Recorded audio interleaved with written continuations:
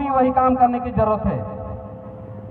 आदरणीय पवार दादा, मांगो भाई लोकेश मुजालदा और काशी दादा, तमाम जो शिविर चलते हैं, इन चिंतन शिविरों में जिस प्रकार से एक वैचारिक क्रांति का आगाज किया है, मैं तमाम आदिवासी परिवार के साथियों को सैल्यूट करता हूं, क्योंकि आपकी वजह से मध्य प्रदेश के लोग भी अब सीखने लगे हैं।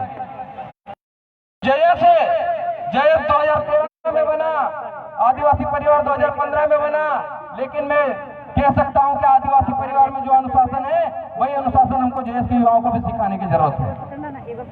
आपका अनुशासन एक प्रेरणा देता है कि किस तरीके से समाज में ज्ञापन दिए तो यहां से लेकर राष्ट्रपति भवन तक हिला है और वहां से भी कार्रवाइयां शुरू हुई है।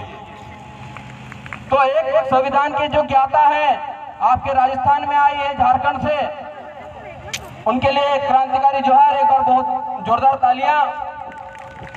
तो मैंने महसूस किया है, क्योंकि जब रतलाम में हमारे साथियों को कैद कर लिया गया था, गिरफ्तार कर लिया गया था, उसके पश्चात जब हम लोगों ने ज्ञापन दिया था, आपके राजस्थान से डूंगरपुर से भी ज्ञापन गए थे, उस ज्ञापन का असर यह हुआ था कि इस देश के राष्ट्रपति महोदया ने 26 नवंबर संविधान दिवस पर यह कहा था कि इस देश में सबसे ज्यादा बेकसूर आदिवासी जेलों में बंद है।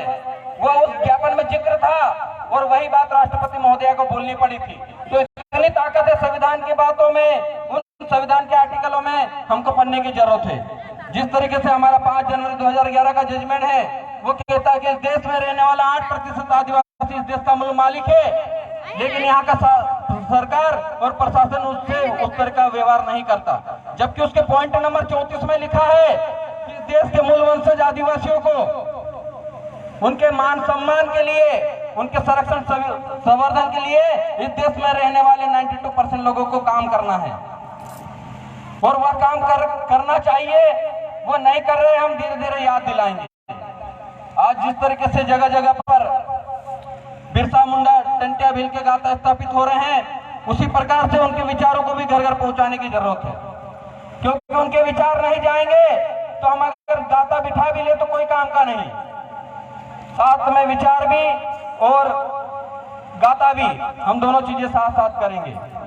और आपका जो ये क्षेत्र है, ये अरावली पर्वत जो यहाँ से चलकर दिल्ली, जहाँ पर राष्ट्रपति भवन है रायसेना में, वहां तक जाता है और वहां पर आप अब आदिवासी राष्ट्रपति बैठी है।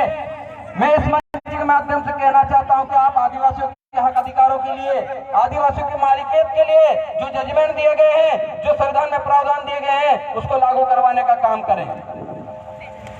और जिस तरीके से आदिवासी सताए जा रहे हैं, पूरे भारत देश में एक मुहिम छेड़ने की जरूरत है। अभी लद्दाख में एक सोनम वांगचुक, जो 3 इडियट मूवी है, 3 इडियट मूवी में जो आमिर खान किरदार करता है, उसमें सोनम फुनसुक वांगडू जो साइंटिस्ट है, वो लद्दाख का जो आदिवासी है, सोशल एक्टिविस्ट है, वहां पर 6ठी अनुसूची के लिए धरना प्रदर्शन कर रहे हैं। हम उनके साथ है, जरूरत पड़ेगी तो हम लद्दाख भी जाएंगे। जब बात पूर्वी क्षेत्र की आती है तो दक्षिणी क्षेत्र, पश्चिम क्षेत्र में भी उसी तरह का काम होना चाहिए। हम 5वीं अनुसूची के लिए भी काम कर रहे हैं, हम 6ठी अनुसूची के लिए भी काम करेंगे। इस भारत देश का आदिवासी एक होकर रहेगा। जिस तरीके से हमारे यहाँ पर भील, भिलाला, बारेला, गोंड, कोरकू, झारखंड में संताल उराव, तमाम आदिवासी लोग एक सूत्र में बनने को तैयार है। हम जहां भी ज्यादा एक सूत्र में बनने का मौका मिलेगा, वहां सब लोग खड़े रहेंगे। भील प्रदेश के लोग भी खड़े रहेंगे, गोंडवाना लैंड के लोग भी खड़े रहेंगे, झारखंड के लोग भी खड़े रहेंगे। सभी लोग एक साथ मिलकर इस लड़ाई को लड़ेंगे और आगे बढ़ेंगे।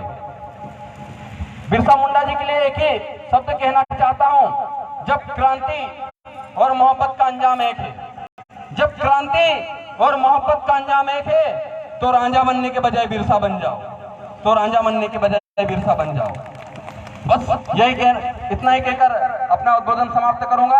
आप सभी आने वाले समय में जब भी मध्य प्रदेश में कार्यक्रम होंगे, आप सभी साथी सादर आमंत्रित हैं। और जय जोहार का नारा है।